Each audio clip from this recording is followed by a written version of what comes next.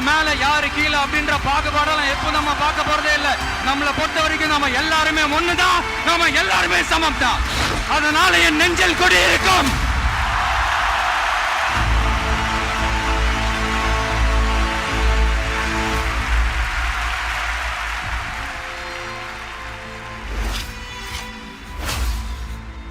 ஒரு மனிதரை சுற்றி எத்தனை எத்தனை கேள்விகள், அத்தனை கேள்விகளுக்குமான பதில் இந்த ஆவணப்படம். சரித்திரத்தில் உண்மைகள் இருக்கும். இது முழுக்க முழுக்க ஒரு உண்மை சரித்திரம். தற்கால தமிழ்நாட்டின் ஒரு மாபெரும் அரசியல் எழுச்சியின் கதை. இது ஒரு வரலாறு, வெறும் வாழ்க்கை வரலாறு அல்ல. கோடிக்கணக்கான மக்களின் வாழ்க்கையை மாற்றப் போகிற மனிதரின் வாகை வரலாறு. மாற்று அரசியல் என்ற பெயரில் செய்யும் ஏமாற்று அரசியல் மத்தியில் உண்மையான ஒரு மாற்று அரசியலை முன்னெடுக்கும் மனிதரின் வரலாறு. எத்தனையோ சக்திகள் இருக்கின்ற போதும் அத்தனை சக்திகளையும் தாண்டி மக்கள் சக்தி துணையோடு இந்த தமிழ் நில பரப்பில் வெல்ல போகிற முதன்மை சக்தியாக வரப்போகிற மா மனிதரின் மகத்தான வரலாறு.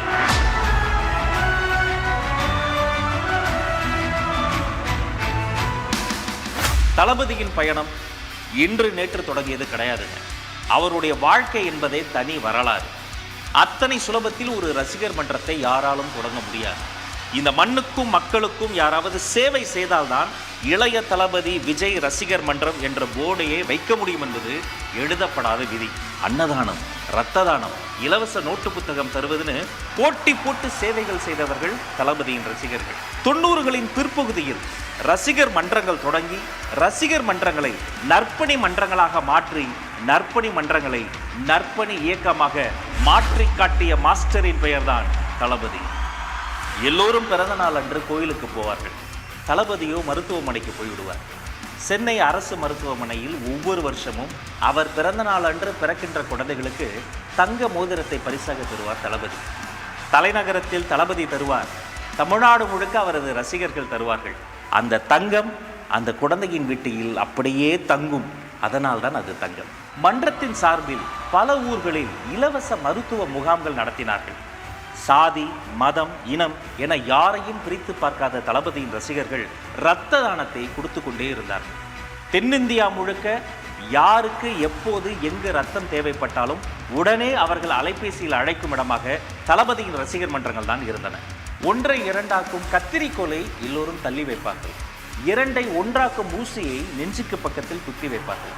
அப்படி எல்லோரையும் ஒன்றாக்கிய தளபதி எத்தனையோ ஏழைகளுக்கு இலவசமாக தையல் மிஷன்களை வாங்கி கொடுத்தார். சுனாமி, குஜராத் பூகம்பம் போன்ற பேரிடர் காலங்களில் உதவிக்கரம் நீட்டினார் தளபதி. அதோடு உண்டியலை ஏந்தி தெரு தெருவாக அலைந்தார் தளபதி. அதை பார்த்து லட்சக்கணக்கான ரசிகர்களும் களத்தில் இறங்கினார்கள். களத்தில் இறங்கி உதவி செய்வது தளபதியின் டிஎன்ஏவிலேயே இருக்கிறது. 2004ஆம் ஆண்டு கும்பகோண தீ விபத்தில் பிஞ்சு குழந்தைகள் கருகி போயின. மடியில் வைத்து மகிழ்ந்த குருத்துகளை இழந்து விட்டோமே என்று தவித்து போனார் தளபதி. இனி இப்படி ஒரு விபத்து நிகழ்ந்துவிடக்கூடாது. எதில் வேண்டுமானால் விளையாடுங்கள், குழந்தைகளின் பாதுகாப்பு விஷயத்தில் விளையாடாதீர்கள். இது ஒரு எழுகை மணி என்று காத்திரமான எழுத்துக்களால் ஆத்திரமான அறிக்கையை வெளியிட்டார் தளபதி. உணவு உண்ணும் ஒவ்வொருவரும் கொண்டாடும் ஒரு விழா பொங்கல் திருவிழா. அதையொட்டி இந்திய அரசு வெளியிட்ட சிறப்பு தபால் தலை. 2006ஆம் ஆண்டு அதை வெளியிட்டது அன்றைய பிரதமர். அதை முதலில் பெற்றுக்கொண்டது நம்முடைய தளபதி. இஸ்திரி போடும் தொழிலாளியின் வயிற்றில் சுருக்கங்கள் என்ற ஒரு ஹைக்கூ கவிதை இருக்கிறது. ஒரு இஸ்திரி பெட்டி என்பது பல பேர் குடும்பத்தையே மாற்றக்கூடியது. அந்த இஸ்திரி பெட்டியில் தொடங்கி மிதிவண்டியில் இருந்து மாற்றுத்திறனாளிகளை சமூகத்தின் மாற்றும் திறனாளியாக மாற்றக்கூடிய முச்சகர வண்டிகளில் இருந்து நோட்டு புத்தகத்தில் இருந்து அரிசி பருப்பில் இருந்து எத்தனையோ உதவிகளை தாராளமாய் கிள்ளி அல்ல அள்ளி அள்ளி கொடுத்தவர் தான் நம்முடைய தலைவர் தளபதி. தொடர்ச்சியான சமூக சேவைகளின் பின்னர் மன்றம் இயக்கமாக மாறியது. நமக்கென்று ஒரு தனித்த அடையாளம் வேண்டும் என்பதற்காக தனி கொடியை அறிமுகம் செய்தார் தளபதி. ரசிகர்களுக்கு இதயத்தில் இடத்தை கொடுத்தார், உதவி செய்யும் குணத்தை கொடுத்தார், அவர்களுக்கென்று அன்றே தனி கொடியையும் கொடுத்தார். அதுதான் உழைத்திடு உயர்ந்திடு உன்னால் முடியும். அருப்புக்கோட்டை, ஈரோடு, பொள்ளாச்சி, கிருஷ்ணகிரி, வேலூர், தஞ்சாவூர், மதுரை, திருச்சி, பாண்டி, புதுக்கோட்டை, தமிழகத்தின் பல ஊர்களுக்கும் நேரில் வந்து நலத்திட்ட உதவிகளையும் செய்தார். ஹீரோவா ஜீரோவா என்ற விழிப்புணர்வு காணொளியில் நடித்து கல்வி சார்ந்த முன்னெடுப்பிற்கு உறுதுணையாக நின்றார். மைதானத்தில் மட்டுமல்ல, படிப்பிலும் கில்லியாக இருக்க வேண்டும் என்று பள்ளி கல்வி முக்கியத்துவத்தை மாணவர்களுக்கு சொல்லிக் கொடுத்தார். 2008ஆம் ஆண்டு காலத்தின் கருப்பு பக்கங்கள். தொட்டுவிடும் தூரத்தில் தொப்புள் குடி தமிழர்கள் கொத்து கொத்தாய் செத்து கொண்டிருந்தார். துடித்து போனார் தளபதி. சேப்பாக்கத்தில் உண்ணாவிரத போராட்டத்தை தொடங்கினார். தமிழ்நாடு முழுக்க தலைவரை பின்பற்றும் அவருடைய ரசிகர்கள் 37 இடங்களில் உண்ணாவிரத போராட்டத்தை தொடங்கினார்கள். பின்குறிப்பு: இது ஒரு உண்மையான உண்ணாவிரத போராட்டம். ஈழத் தமிழர்களுக்காக நடைபெற்ற நடிகர் சங்க போராட்டங்களில் ஒன்றில் மேடையேறிய தளபதி பிரதமருக்கு தந்தியடிக்க சொன்னார். ஒரே இரவில் பிரதமருக்கு 25,000 தந்திகள் பறந்தன. ஒரு கல்வி சாலை திறக்கப்படும் போது ஒரு சிறைச்சாலை மூடப்படுகிறது என்பார்கள். ஏழை மாணவர்களுக்காக ஓசூரில் இலவச பள்ளிக்கூடத்தை திறந்து வைத்தார் தளபதி. யாரும் மற்ற மக்களுக்கு நான் இருக்கிறேன் என்பார் தளபதி. அந்த காலகட்டத்தில் எத்தனையோ ஏழை பெண்களுக்கு அன்னை இருக்க வேண்டிய இடத்தில் அண்ணனாக அவர் இருந்து 51 சீர்வரிசைகள் தந்து பற்பல ஊர்களில் எத்தனையோ இலவச திருமணங்களை நடத்தி வைத்த தலைவர்தான் நம்முடைய தளபதி. உலகமே ஒரு உருண்டை என்பார்கள். அந்த உருண்டையை ஒரு சதுரத்துக்குள் அடைத்து விட்டார்கள். அதுதான் கம்ப்யூட்டர். எத்தனையோ ஏழை குழந்தைகளுக்கு அது எட்டாக்கனியாகவே இருந்தது. அதை உணர்ந்துதான் தமிழ்நாடு முழுக்க எங்கெல்லாம் முடியுமோ அங்கெல்லாம் இலவச கணினி மையங்களை திறந்து வைத்தார் தளபதி. மாணவர்கள் பிரச்சனை மட்டுமா, மீனவர்களின் பிரச்சனைக்கும் களத்தில் இறங்கினார் தளபதி. எல்லோரும் மீனை சுட்டு சாப்பிடுவார்கள். இலங்கை கடலில் தமிழ் மீனவர்களை சுட்டு கொன்று கொண்டிருந்தார்கள். அதை கண்டித்து அதே ஆண்டு நாகப்பட்டினத்தில் பொதுக்கூட்டம் நடத்தினார் தளபதி. அந்த நாகப்பட்டினம் பொதுக்கூட்டத்தினுடைய தலைப்பு என்ன தெரியுமா? பனைமர படகு பாடையாகும் கொடுமை. அந்த கூட்டத்தில் தான் தளபதி பேசினார். புலியை முரத்தால் அடித்து விரட்டிய புறநானூற்று தமிழச்சியின் தாய்ப்பால் குடித்த பரம்பரையில் பிறந்தவர்கள் நாங்கள் புலி குட்டிகள் என்று உருமினார். அந்த காலகட்டத்தில் தான் தமிழ்நாடு சட்டமன்ற தேர்தல் வருகிறது. அன்றைய சூழலை அலசி ஆராய்ந்து துணிச்சலாக ஆளும் கட்சிக்கு எதிராக நமது இயக்கத்தின் சார்பில் பல்வேறு பணிகள் மேற்கொள்ளப்பட்டன. அரசியல் நாகரிகத்தை எப்போதும் கடைபிடிக்கும் தளபதி தேர்தலுக்கு பின்னர் முதலமைச்சரையும் நேரில் பார்த்தார், எதிர்க்கட்சி தலைவரையும் நேரில் பார்த்தார். இன்று அரசியல் பேசும் பலரும் அன்று பள்ளிக்கூடம் படித்துக் கொண்டிருந்த காலத்திலேயே தனது ரசிகர்களுக்கு அரசியல் பாடங்களை கற்றுக் கொடுத்தவர் தளபதி. அடுத்து சேலத்தில் இயக்கத்தின் பொதுக்கூட்டம். அங்கு பேசும்போது முக்கியமான ஒரு செய்தியை சொன்னார் தளபதி. நான் மருத்துவமனைக்கு போய் மோதிரம் போடுவது பெரிய விஷயம் இல்லை. என் ரசிகர்கள், நீங்கள் மருத்துவமனைகளுக்கு சென்று மோதிரம் தருகிறீர்களே, இது ரொம்ப பெரிய விஷயம். இத்தனை நாட்கள் உங்களால் நான் வளர்ந்தேன், இனி என்னால் நீங்கள் வளர்வீர்கள் என்று அன்றே சொன்னார் தளபதி. ஒரு பக்கம் படப்பிடிப்பு, இன்னொரு பக்கம் நலத்திட்ட உதவிகள் என்று தொடர்ந்து செயல்பட்டு கொண்டே இருந்தார் தளபதி. தானே புயலால் பாதிக்கப்பட்ட கடலூருக்கு நேரில் வந்து நிவாரண உதவிகளை செய்தார். தமிழ்நாட்டின் பல ஊர்களுக்கும் நேரில் சென்று மக்களை சந்திப்பது தளபதியினுடைய பழக்கம். மதுரைக்கு சென்று வேலாயுதம் படத்தின் பாடல் வெளியீட்டில் பங்கேற்றார். அன்றே கூடிய கூட்டத்தை பார்த்து திக்குமுக்காடி போனது காவல்துறை. நெஞ்சில் குடியிருக்கும் 2012ஆம் ஆண்டே கல்வி விருதுகள் கொடுத்து மாணவர்களை ஊக்கப்படுத்தினார். விளம்பரமே இல்லாமல் வேலைகளை செய்து கொண்டே இருப்பது தளபதியினுடைய வழக்கம். வெறும் சினிமா மட்டுமல்ல, தன்னுடைய ஒவ்வொரு அசைவிலும் சமூக கருத்தை ஆழமாக பதிவு செய்து கொண்டே வந்தார் தளபதி. தன்னை உருவாக்கிய சினிமா துறைக்கு சேவை வரி எத்தனை சுமையானது என்பதை உணர்ந்து அதை எதிர்த்து அன்றே பிரதமருக்கு கடிதம் எழுதினார் தளபதி. நண்பன் படத்தின் பாடல் வெளியீட்டு விழாவை கோவையிலும், கத்தி படத்தின் 50வது நாள் விழாவை நெல்லையிலும் நடத்தி அந்தந்த ஊர் மக்களை அந்தந்த ஊருக்கே போய் சென்று சந்தித்தவர் தான் தளபதி. சிவகாசி, திருநெல்வேலி, ஈரோடு, புதுக்கோட்டை, திருச்சி, மதுரை, விழுப்புரம், பாண்டிச்சேரி என தமிழகம் முழுக்க பல ஊர்களுக்கு நேரில் வந்து நலத்திட்ட பணிகளை செய்தவர் தான் தளபதி. டிமானிட்டைசேஷன், இதை அறிவித்த உடனே பலரும் சில்லறையை சிதற விட்டாங்க. எதையும் பொறுமையாக நிதானமாக அணுகக்கூடிய நம்முடைய தளபதி சில நாட்கள் பொறுத்திருந்து ஆராய்ந்து ஊடகங்களை சந்தித்தார். நோக்கம் சரியாக இருந்தாலும் அதன் தாக்கம் எவ்வளவு மோசமாக இருக்கிறது என்று துல்லியமாக சுட்டிக்காட்டினார். ஒரு நோக்கம் பெருசாக இருக்கும்போது அதுக்கான பாதிப்புகள் கொஞ்சம் இருக்க தான் செய்யும். ஆனால் என்ன ஒன்று, அந்த பாதிப்புகள் அந்த நோக்கத்தோடு அதிகமாகிடக்கூடாது அப்படின்றது தான் நம்ம பார்த்துக்கணும். நான் ஆச்சரியப்பட்டு வியந்து போகிற விஷயமே, எந்த பிரச்சனையிலும் எந்த காலகட்டத்திலும் இந்த மனுஷன் எடுத்த ஸ்டாண்ட் ஒருபோதும் தவறாக போனதே இல்லைங்க. மெர்சல் திரைப்படத்தின் தருணத்தை யாரால் மறக்க முடியும்? ஒரு மதிப்பிற்குரிய அரசியல் தலைவர், இவர் விஜய் அல்ல ஜோசப் விஜய் என்று சொல்லி புலனாய்வு புலியா மாறி ஆதார் கடையெல்லாம் வெளியிட்டார். அதே நாள் ஜோசப் விஜய் என்று பெயர் போடப்பட்ட லெட்டர் பேடிலேயே ஆமா நான் ஜோசப் விஜய் தான் என்று சொல்லும் விதமாக பதிலடி தந்தார் தளபதி. சினிமா என்பது ஒரு மொழி கலாச்சாரத்தினுடைய வெளிப்பாடு என்று தளபதியை ஆதரித்து மதிப்பிற்குரிய திரு ராகுல் காந்தி அவர்கள் ட்வீட் செய்தார். பனிநாடுகளில் மனிதனுக்கு துணையா வேட்டை நாய்கள் உண்டு, பாலைவனங்களில் மனிதனுக்கு துணையா ஒட்டகங்கள் உண்டு. எந்த துணை விலங்குக்கும் யாரும் விழாக்கள் எடுப்பதில்லை.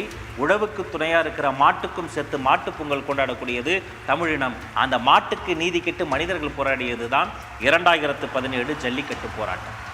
பல லட்சம் மாணவர்களோடு களத்தில் போய் அமர்ந்து அந்த போராட்டத்திலும் பங்கெடுத்து தரையில் அமர்ந்து தன்னால் அது திசை திரும்பி விடக்கூடாது என்பதற்காக முகத்தில் ஒரு கர்ச்சீஃபை கட்டிக்கொண்டு பீட்டா என்ற ஒரு பன்னாட்டு அமைப்புக்கு எதிராக துணிச்சலாக வீடியோவும் வெளியிட்ட உணர்வுமிக்க லீடர் நம்முடைய தளபதி. இது சம்பந்தமாக கைது செய்யப்பட்டவங்களை வெளியே அனுப்பிட்டா நான் சந்தோஷப்படுவேன். இவ்வளவுக்கும் காரணமான அமைப்பை வீட்டுக்கு அனுப்பிட்டா தமிழ்நாடு சந்தோஷப்படுவேன். +2 பப்ளிக் எக்ஸாமில் 1200க்கு 1176 மார்க்குகளை வாங்கி குவித்த அரியலூர் அனிதா மருத்துவர் ஆக முடியவில்லை. நீட் என்ற ஒரு தேர்வு அரியலூர் அனிதாவை கொன்றது. அரியலூர் அனிதாவின் வீட்டிற்கே நேரில் சென்றார் தளபதி. நானும் ஒரு தங்கையை பறிகொடுத்தவன் தான், அனிதாவும் என்னுடைய தங்கை தான் என்று அவர்கள் துக்கத்தில் பங்கெடுத்து துணையாக நின்றார் தளபதி. நமக்கெல்லாம் வாழ்க்கையில் என்றாவது ஒரு நாள் வக்கீல் தேவைப்படுவார், ஒரு நாள் மருத்துவர் தேவைப்படுவார். ஒவ்வொரு நாளும் ஒவ்வொரு வேளை உணவையும் உண்ண விவசாயி தான் தினந்தோறும் தேவைப்படுவார். 2017ஆம் ஆண்டு விகேன் உட்ஸ் நிறுவனம் தளபதிக்கு தங்கப்பதக்கம் தந்தது.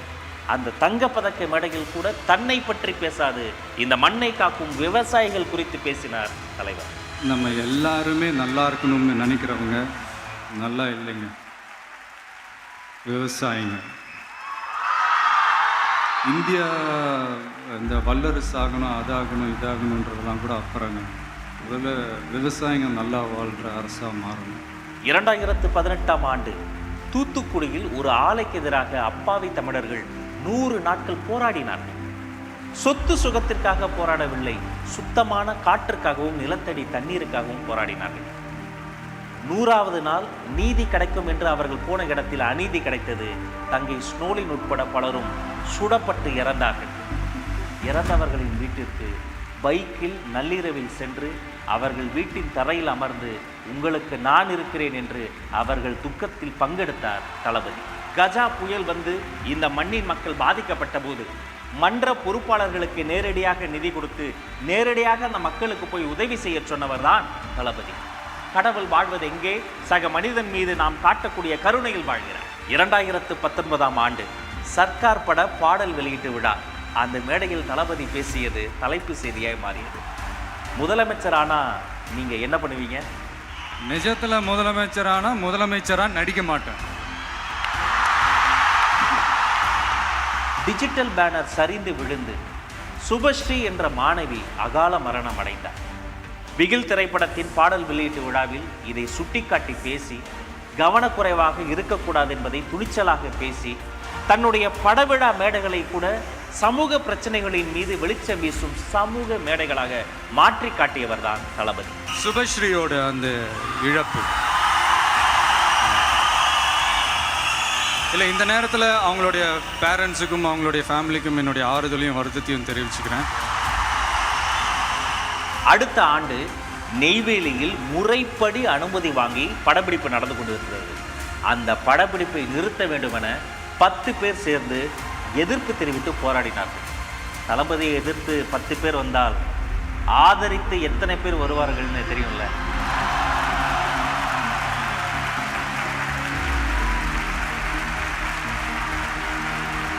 எதிர்ப்புகளாலும் விமர்சனங்களாலும் மேலும் மேலும் வளர்ந்த ஒரு இயக்கம் விஜய் மக்கள் இயக்கம்.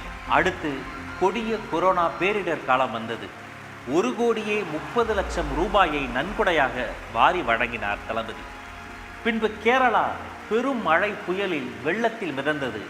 லாரியாய் நிவாரணப் பொருட்களை அனுப்பி கேரள சகோதரர்களுக்கு கை கொடுத்தார் தளபதி. ஆண்டு 2021 ஊரக உள்ளாட்சி தேர்தல் நடைபெறுகிறது. தளபதி வரலை, பேசலை. அவருடைய திருமுகத்தை ஒரு A4 ஷீட்டில் பிரிண்ட் அவுட் எடுத்து அதை காட்டி நமது தோழர்கள் சுயேட்சையாக போட்டியிட்டார்கள். 127 இடங்களில் வெற்றி வாகை சூடினார்கள். அந்த வெற்றியாளர்கள் புகைப்படம் எடுக்கிற போது கூட வென்ற அவர்களை நடுவில் உட்கார வச்சுட்டு ஓரமாக போய் அமர்ந்த உத்தமர் நம்முடைய தளபதி. அதன் பின்னர் தான் சட்டமன்ற தேர்தல் வந்தது. வாக்களிக்க சைக்கிளில் போனார் தளபதி. ஒரு சைக்கிள் பயணம் இந்தியாவின் தலைப்பு செய்தியாய் மாறியது. ஒவ்வொரு கட்சியும் அவருடைய பெயரை சொல்லி தங்களுக்கு விளம்பரம் தேடிக்கொண்டார்கள். ஆனால் விளம்பரத்தில் அல்ல, களத்தில் கவனம் செலுத்தினார் தளபதி. தன்னை நம்பிய ரசிகர்களை ஒவ்வொரு காலகட்டத்திலும் சரியாக முறையாக அரசியல்படுத்திக் கொண்டே வந்தார். அதை கவனிக்க தவறியது அடுத்தவர்களின் அறியாமை. ஒரு தவறு நடந்த பிறகு தண்டனை தருபவர் அல்ல தலைவர், தவறே நடக்காமல் தடுப்பவர் தான் நல்ல தலைவர். புதுக்கோட்டையிலும் பெரம்பலூரிலும் துப்பாக்கி சூடு பயிற்சி தளத்தில் நடந்த விபத்தை சுட்டிக்காட்டி அதுபோல் இனிமேல் நடக்காமல் தடுக்க வேண்டும் என்றார் தளபதி. புதுக்கோட்டை மாவட்டத்தில் பசுமலைப்பட்டி அப்படின்ற ஒரு இடத்துல புகழேந்தின ஒரு பையன், ஒரு 11 years இருக்கும். அந்த துப்பாக்கி சுடும் அந்த பயிற்சி தளங்கள் இருக்குல்ல, அதில் ஒன் ஆஃப் த ஒரு ட்ரைனிங் செஷனில் அந்த குண்டு வந்து தவறாக அந்த பையன் மேலே பட்டு அந்த பையன் வந்து இறந்து போயிட்டாப்புல. அதுக்கப்புறம் அந்த பயிற்சி தளத்தை மூடிட்டாங்க. அந்த பையனோட ஃபேமிலிக்கு நிவாரணம்லாம் கொடுத்தாங்க. அதில் உண்மையிலே பாராட்டுக்குரிய ஒரு விஷயம்தான். அதுக்கப்புறம் கூட பெரம்பலூர் சைடில் கூட அதே மாதிரி ஒரு இன்சிடென்ட் கூட நடந்தது. பட் நல்லவேளை அங்கே உயிர் சேதம் எதுவும் நடக்கல. சொல்கிறேன், இந்த மாதிரி விஷயத்துக்குலாம் அதுக்கான காரணங்கள் என்னென்னு கண்டுபிடிச்சிட்டு அது கொஞ்சம் முன்கூட்டி ஏதாவது மாற்றி பண்ணால் நல்லாயிருக்கும். இலவச சட்ட ஆலோசனை மையம், ரொட்டிப்பால் முட்டை திட்டம், குருதியகம், விடியகம், பயிலகம், நூலகம், விலையில்லா விருந்தகம், விலையில்லா வீடு கட்டித்தரும் திட்டம், இப்படி ஒரு அரசாங்கம் செய்ய வேண்டிய வேலைகளை ஒரு தனி மனிதர் சத்தம் இல்லாமல் செய்து கொண்டே இருக்கிறார். அவர்தான் தளபதி.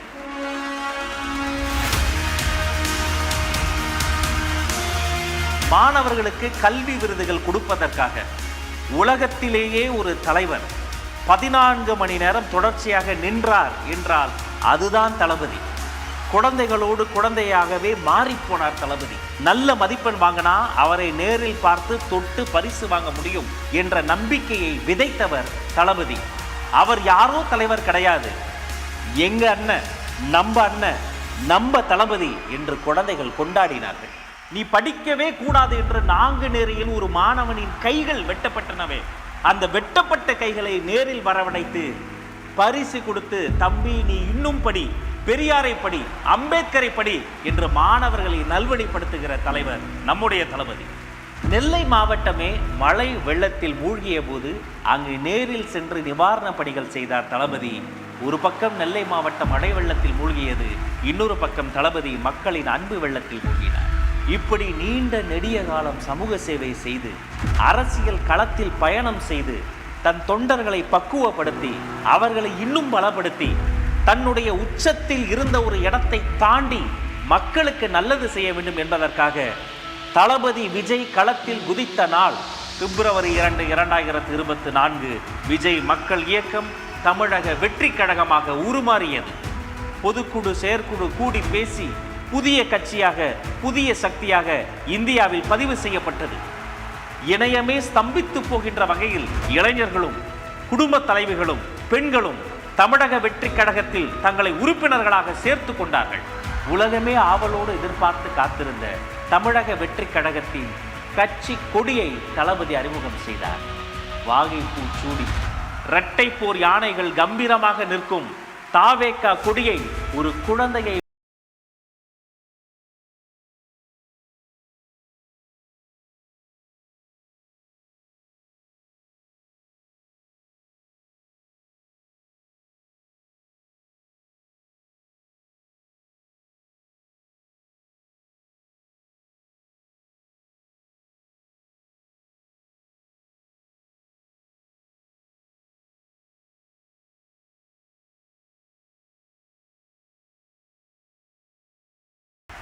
கள்ளக்குறிச்சியில் கள்ளச்சாராயத்தால் அப்பாவி மக்கள் கொத்து கொத்தாய் செத்து உயிருக்கு போராடிய களத்திற்கே நேரில் வந்து பார்த்து ஆறுதல் கூறினார்.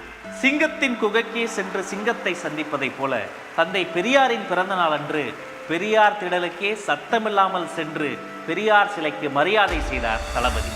நமது முதல் மாநில மாநாடு, கழகத்தின் கொள்கை திருவிழா, 50 கொள்கை தலைவர்களை அறிவித்து அரசியல் உலகத்தை அதிர வைத்தார் தளபதி. தமிழ் நிலப்பரப்பில் பெண் தலைவர்களை கொள்கை தலைவர்களாக பிரகடனம் செய்து வந்த ஒரே கட்சி தமிழக வெற்றி கழகம். காசு கொடுத்து பிரியாணி கொடுத்து கூடிய கூட்டம் அல்ல, அன்பு கொடுத்த தளபதிக்காக லட்சக்கணக்கில் திரண்ட கூட்டம். This is a mass gathering, not for cash, but for a good cause. வெறும் மேடையில் இருந்தல்ல, இதயத்தில் இருந்து பேசினார் தளபதி. இதயங்களோடு பேசினார் தளபதி. அந்த மேடை பேச்சை பார்த்து பல அரசியல் கூடாரங்களுக்கு குளிர் ஜுரமே வந்துவிட்டது. அரசியல் வரலாற்றை புரட்டி போட்ட வெற்றி சாலை விக்கிரவாண்டியின் வி சாலை. அந்த விக்கிரவாண்டி வி சாலையில் தளபதி ஏற்றிய வெற்றி கொடி இன்றும் கம்பீரமாய் பறந்து கொண்டே இருக்கிறது. எனக்கு தெரிந்து ஒரு அரசியல் கட்சி கொடி அங்கு பறக்கிறது. ஆனால் அந்த பக்கத்தை கடந்து போகிற பொதுமக்கள், பாமர மக்கள் அங்கு நின்று ரசித்து ஒரு புகைப்படத்தை எடுத்து செல்கிறார்கள் என்று சொன்னால் அந்த கொடி விக்கிரவாண்டியில் மட்டுமல்ல, தமிழக மக்களின் இதயங்களில் பறந்து கொண்டிருக்கிறது. ஒரு நல்ல தலைமை பண்பு என்பது தவறை சுட்டி காட்டுவது மட்டுமல்ல, தக்க சமயத்தில் மக்களை அரவணைப்பது. உலக வரலாற்றிலேயே ஒரு அரசியல் கட்சியினுடைய மாநாட்டிற்கு 1000 அழுத்தங்களுக்கு மத்தியில் நிலம் கொடுத்த விவசாய பெருமக்களை நேரில் அழைத்து அவர்களுக்கு நன்றி சொன்ன நன்றி உணர்வுள்ள ஒரே தலைவர் நம்முடைய தலைவர். அடுத்த மேடை அம்பேத்கரின் அதிரடி மேடை.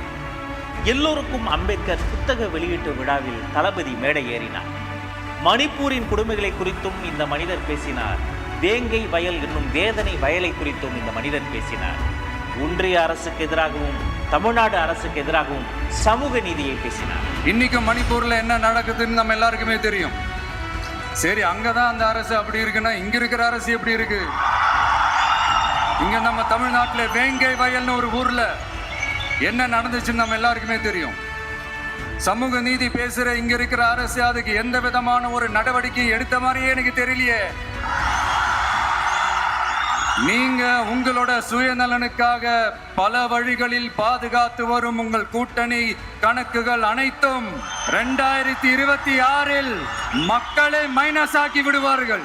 பெஞ்சால் புயலால் பொதுமக்கள் பாதிக்கப்பட அவர்களை நேரில் போய் பார்த்தால் தன்னை பார்க்க பெரும் கூட்டம் வந்து பாதிப்பு அதிகமாகும் என உணர்ந்து தன்மேல் படி வந்தாலும் பரவாயில்லை என்று நேரில் போகாமல் பாதிக்கப்பட்டவர்களை நேரில் வரவழைத்து நிவாரண உதவிகளை செய்தவர்தான் தளபதி. நீங்கள் எத்தனை விமானங்களை கூட உருவாக்க முடியும், ஆனால் ஆற்று நீர் பாசனத்தை நீங்கள் நினைத்தால் கூட உருவாக்க முடியாது. நீர்நிலைகளை, விவசாய நிலங்களை, மண்ணை மலடாக்கும் பரந்தூர் விமான நிலையத்திற்கு எதிர்ப்பு தெரிவித்து களத்திற்கே வந்தார் தளபதி. சொந்த நாட்டு மக்களை ஒரு கட்சி தலைவர் பார்க்க வருவதற்கு எத்தனை தொல்லைகள் கொடுத்தார்கள். அத்தனை தொல்லைகளையும் தாண்டி குரலற்றவர்களின் குரலாக ஓங்கி ஒலித்தார் தளபதி. நீங்க உங்களோட வசதிக்காக அவங்களோட நிக்கிறதும் அவங்களோட நிக்காம இருக்கிறதும், நாடகம் ஆடுறதும் நாடகம் ஆடாம இருக்கிறதும், அது சரி, நம்புற மாதிரியே நாடகம் ஆடுறதுல தான் நீங்க கில்லாடிங்களாச்சு. இந்த பிரச்சனையில நான் உங்களோட உறுதியா நிற்பேன். அண்ணா பல்கலைக்கழக மாணவிக்கு நடந்த கொடுமை கொடூரமானது. படிக்க வரும் பெண்களுக்கு பயம் வந்தது. அச்சம் வேண்டாம், அண்ணன் நான் இருக்கிறேன் என்று தமிழ்நாட்டின் சிங்க பெண்களுக்கு தன் கைப்பட கடிதம் எழுதினார் தளபதி. தமிழக வெற்றி கழகத்தின் மகளிர் அணி தோழர்கள் தமிழகம் முழுவதும் அந்த கடிதத்தை கொடுத்தார்கள். கொடுக்க கூடாது என்று பயமுறுத்தினார்கள், அச்சமூட்டினார்கள், கொடுத்தவர்களை கைது செய்தார்கள். மனிதாபிமானம் இல்லாமல் அடைத்து வைக்கப்பட்ட நமது மகளிர் அணி தோழர்களுக்காக தானும் முன்வந்து கைதாகி அவர்களோடு நின்றார் பொதுச் செயலாளர் அண்ணன் ஆனந்த். தமிழகமே பரபரப்பானது. நமது படைபலத்தை நன்கு உணர்ந்தவர்கள் அன்றே அனைவரையும் விடுதலை செய்தார்கள். சீர்குலைந்துள்ள சட்டம் ஒழுங்கு, பெண்களினுடைய பாதுகாப்பை அனைத்து இடத்திலும் உறுதி செய்வது, தரப்படாமல் இருக்கிற தமிழ்நாட்டிற்கு தேவைப்படுகிற புயல் நிவாரணத்தை முழுமையாக தருவது உள்ளிட்ட கோரிக்கைகளை வலியுறுத்தி கவர்னர் மாளிகைக்கே சென்று மனு கொடுத்தார் நம்முடைய தலைவர். தளபதி அவர்கள் இந்தியாவின் அனைத்து முக்கிய தலைவர்களையும் நேரில் சந்தித்தவர். அன்றைய பிரதமர் மன்மோகன் சிங்கையும் சந்தித்தவர், இன்றைய பிரதமர் நரேந்திர மோடி அவர்களையும் சந்தித்தவர். எதிர்க்கட்சி தலைவர் ராகுல் காந்தியை சந்தித்து நட்பு பாராட்டியவர். தென்னிந்தியாவின் முக்கிய முதலமைச்சர்கள், எதிர்க்கட்சி தலைவர்கள், அனைத்து கட்சி தலைவர்களையும் நேரில் பார்த்து நட்பு பாராட்டிய அரசியல் நாகரிகத்தின் உச்சம் தலைவர் தளபதி. ஜனநாயக முறையில் எங்களை நம்பி பதவிகளை அல்ல பொறுப்புகளை கொடுத்தார் எங்கள் ஜனநாயகன். மன்ற நிர்வாகி, மருத்துவர், மாற்றுத்திறனாளி, ஆட்டோ ஓட்டுநர் என அனைவரும் மாவட்ட செயலாளராக இருக்கக்கூடிய ஒரே கட்சி தமிழக வெற்றி கழகம். இது ஓராண்டின் நிறைவல்ல, இன்னும் வரப்போகும் 100 ஆண்டு வரலாற்றின் தொடக்கம். நேற்று வந்தவர் அல்ல, காலம் காலமாய் களப்பணி செய்தவரின் வாழ்க்கை. ஊர் ஊராய் அலைந்து மக்கள் நல பணிகளை செய்தவரின் உண்மையான வரலாறு. குரலற்றவர்களின் குரலாக ஒலித்தவரின் கொள்கை கூட்டம். கோடிக்கணக்கான மக்களுக்கு நன்மை செய்தவருக்காக கோடிக்கணக்கில் தொண்டர்கள் திரண்டிருக்கும் கொள்கை குடும்பம். இது வெறும் ஆவணப்படம் அல்ல, சத்தமில்லாமல் சாதனைகள் செய்த தளபதி விஜய் என்னும் சரித்திரம்.